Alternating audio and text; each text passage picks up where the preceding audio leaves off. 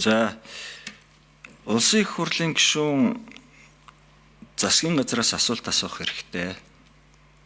Би заавал таалагдах асуулт магтаал дагаж намирсан илсэн асуулт асуух албагүй. Улсын их хурлын гишүүний асуусан асуултанд хариулдаг байх ёстой. Би яг энэ өгсөн тайлангийнх нь хүрээнд асуулт асуусан. Энэ тайлан чинь хроник маягийн юм уу? Эсвэл ёслолын тэмдэглэл маягийн юм болцсон байна.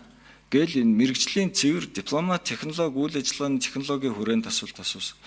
Тэгээ эрэндээ би дипломат нот хэдэн төрөл байдгийг мэдэхгүй байна гэж яаж бодох юм бэ? Тэгэхээр энэ дээр бол их хурлын гишүүний асуулт асуугаад энд нь ямар нэгэн байдлаар одоо дургуутсах хэрэггүй. Энэ эрх чинь үндсэн хуулиар биднэрт олгогдсон эрх байж байгаа.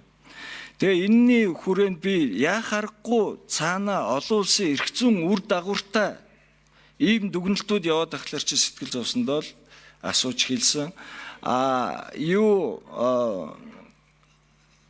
Энэ дээр би зүгээр ахаад нэг зүйлийг хэлэхэд энэ тайлан юмнууд дээр энэ дурж байгаа энэ дүгнэлт юмнуудаа бол бас мэрэгжлийн төвшөнд сайн хардаг байх хэрэгтэй. Яг гэвэл бусад орны хүмүүс ч гэсэн энэ дээр чинь ингээ ялгуурлан гадуурхагдсан ч юм уу ийм шинж чанартай юм байхад чинь хүмүүс асуулт асуугаад биднээс биш та нараас наадвал чи асууна штэ. Тэгэхээр энэ дээр бол тэр хариултаа мэдэхгүй байгаа бол миний буруу биш штэ.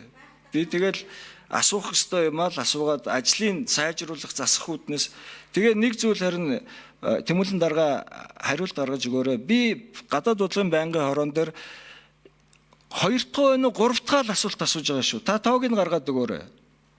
Тэгээ 2 удаа асуухад нэгэнд нь ч хариулаагүй. Тэр нь би буруутай юу? Тэгэхээр би энэ байнгын хорон дээр асуулт асууж үг хэлэх хэрэгтэй. Би тэрийг л хэрэгжүүлж байгаа юм. За баярлалаа.